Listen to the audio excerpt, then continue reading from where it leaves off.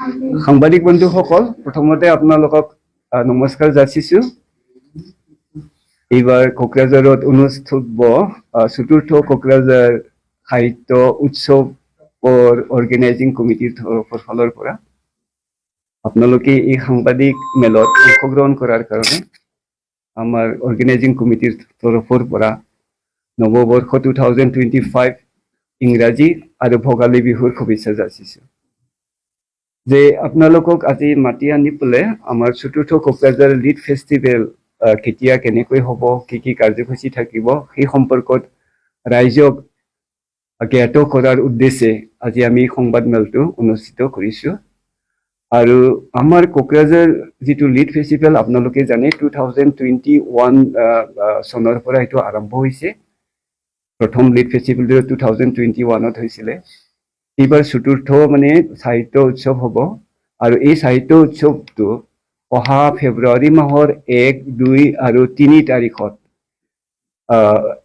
Colourful ভাৱে আমি অনুষ্ঠিত কৰিবলৈ চেষ্টা কৰিছোঁ।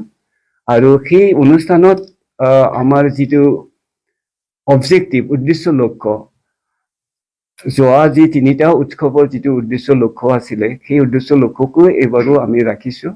আৰু সেই উদ্দেশ্য লক্ষ্যটো আগত থৈয়ে এইবাৰ আমাৰ চতুৰ্থ সাহিত্য উৎসৱৰ মূল যিটো থিম, যিটো মূল বিষয়, সেই মূল বিষয়টো আমি সেই বিষয়টোৰ লগত সংগতি ৰাখিছোঁ। সেই বিষয়টো হৈছে যে শান্তিৰ বাৰ্তাৰে মানুহ, সংস্কৃতি আৰু সাহিত্যৰ সেতুবন্ধন, এনেধৰণৰ আমি এটা মূল বিষয়বস্তু লৈ পেলাই এইবাৰ সাহিত্য উৎসৱটো আমি উদযাপন কৰিবলৈ গৈ আছো। আৰু একচুৱেলি আমি ভাবিছোঁ কি যে শান্তিৰ যিটো নেকি বাৰ্তা প্ৰেৰণ, সেই বাৰ্তা প্ৰেৰণটো আমাৰ অনুষ্ঠিত হ'ব লগা বা অনুষ্ঠিত হৈ অহা যিটো সাহিত্য উৎসৱ, সেইটোৱে মূল উদ্দেশ্য আছিলে। সেই খবৰটো বিশ্বৰ বা দেশৰ অন্যান্য ব্যক্তিসকলক বা ৰাইজক কেনেকৈ জনাব লাগে, সেই জনোৱাৰ কাৰণে এটা মাধ্যম আমি বাছি লৈছিলোঁ, সাহিত্য। আৰু সেই সাহিত্যৰ যোগেদি সেই মেছেজটো আমি পঠাব পাৰোঁ ইজিলি। এই বিশ্বাসটো ৰাখিয়েই আমি শান্তি যে আমাৰ অঞ্চলত বিৰাজ কৰিছে, আমি যে শান্তিপূৰ্ণভাৱে এতিয়া বিকাশৰ কাৰণে, উন্নয়নৰ কাৰণে বিভিন্ন জাতি জনগোষ্ঠীয়ে ঐক্যবদ্ধভাৱে কাম কৰিবলৈ ওলাই আহিছে, সেই দিশবিলাক আমি ৰাইজক জনাবলৈ উদ্দেশ্য ৰাখি সেইটো উৎসৱ আমি আৰম্ভ কৰিছিলোঁ। এইবাৰো আমি সেই শান্তি বাৰ্তা কেনেকৈ মানুহ, সংস্কৃতি আৰু সাহিত্যৰ যোগেদি আমি একে প্ৰচেষ্টাত আমি ৰাইজৰ মাজলৈ নিব পাৰোঁ, সেই চেষ্টাই ইয়াত কৰা হৈছে। এইবাৰ চতুৰ্থ লিটাৰেৰী ফেষ্টিভেলত আমাৰ কোকৰাঝাৰৰ যিটো নেকি কোকৰাঝাৰৰ বডোফা কালচাৰেল কমপ্লেক্সত অনুষ্ঠিত হ'ব।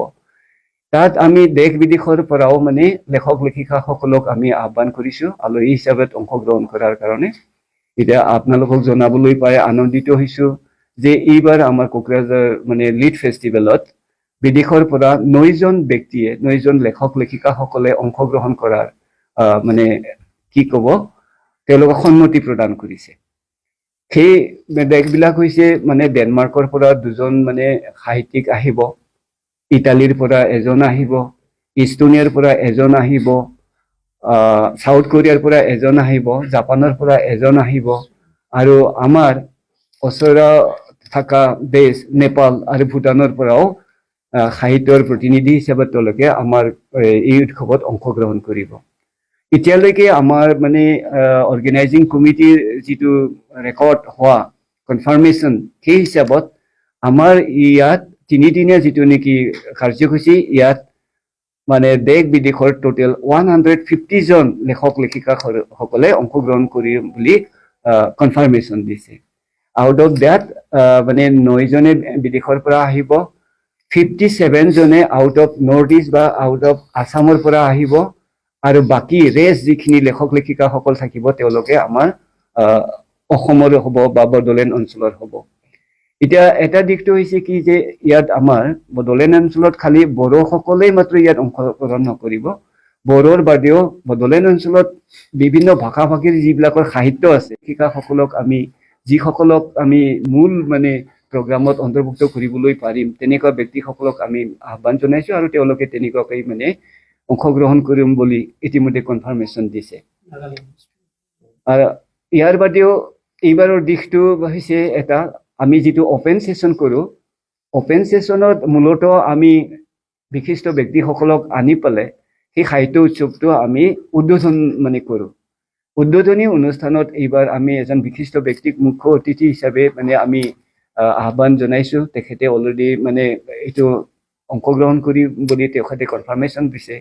তেখেত হৈছে আমাৰ ওচৰৰে ৰাজ্য নাগালেণ্ড ৰাজ্যৰ নাগালেণ্ড মানে লেজিছলেটিভ এছেম্বলিৰ সন্মানীয় মানে স্পীকাৰ। সেই স্পীকাৰজনে ইয়াত অংশগ্ৰহণ কৰিব। তেখেতৰ নাম হৈছে চেৰিনগেইন লোমকুমাৰ। চেৰিনগেইন লোমকুমাৰ তেখেত মানে ইয়াত চিফ গেষ্ট হিচাপে অংশগ্ৰহণ কৰিব। আৰু এজন বিশিষ্ট ব্যক্তি হিচাপে আমাৰ অপেনিং মানে ছেশ্যনত অংশগ্ৰহণ কৰিব। সেই বিশিষ্ট ব্যক্তিজন হৈছে আমাৰ ভাৰতৰে জ্ঞানপীঠ বঁটা প্ৰাপ্ত। আপোনালোকে চবেই জানে যে ভাৰতবৰ্ষত সাহিত্যৰ মানে চবতকৈ উচ্চ পৰ্যায়ৰ মানে বঁটাটো হৈছে জ্ঞানপীঠ বঁটা। সেই জ্ঞানপীঠ বঁটা প্ৰাপ্ত দামোদৰ মৌজো বুলি আমাৰ তেখেত গোৱাৰ হয় চাগে ন, গোৱাৰ লেখক তেখেত জ্ঞানপীঠ বঁটা প্ৰাপ্ত। তেখেতে আমাৰ ইয়াত মুকলি যিটো নেকি ইনগ্ৰেল যিটো নেকি চেৰিমনি তাতে মানে অংশগ্ৰহণ কৰিব। ইয়াৰ বাদেও অসমৰ বিভিন্ন মানে ব্যক্তিয়ে সেই ইনগ্ৰেশ্যনত অংশগ্ৰহণ কৰিব। ইয়াৰ বাদেও আমি আমাৰ উৎসৱৰ লগত সংগতি ৰাখি পেলাই স্মৃতি গ্ৰন্থ বা লেখনিৰ মানে সংকলন আমি ওলাই আহি আছোঁ প্ৰতিবাৰতে। এইবাৰৰ ৪ৰ্থ কোকৰাঝাৰ মানে সাহিত্য উৎসৱত আমি এটা লেখকসকলৰ কবিতা বা তেওঁলোকৰ লেখনি যিখিনি আমাক জমা দিছে সেইবিলাকক মানে সংকলন কৰি পেলাই এটা সংকলন লিৰথুম লাই বুলি এটা সংকলন আমি প্ৰকাশ কৰিম। এইটো আগৰ বছৰতো মানে আমি কৰিছিলোঁ, এই বছৰো মানে আমি কৰিম। ইয়াৰ বাদেও আমাৰ এই উৎসৱত যিখিনি ছেশ্যন আমি ইতিমধ্যে মানে ঠিক কৰিছোঁ, দুটা মেইন মানে ষ্টেজত, এটা হৈছে মানে বৰদোৱা কালচাৰেল কমপ্লেক্সত মেইন ষ্টেজ আৰু এটা আমাৰ তাতেই অপেন এয়াৰ থিয়েটাৰ বুলি এটা মঞ্চ আছে। সেই মঞ্চ আমি দুটা ভাগত কৰি পেলাই টোটেল more than 50টা ছেশ্যন আমাৰ এই উৎসৱত অনুষ্ঠিত হ'ব।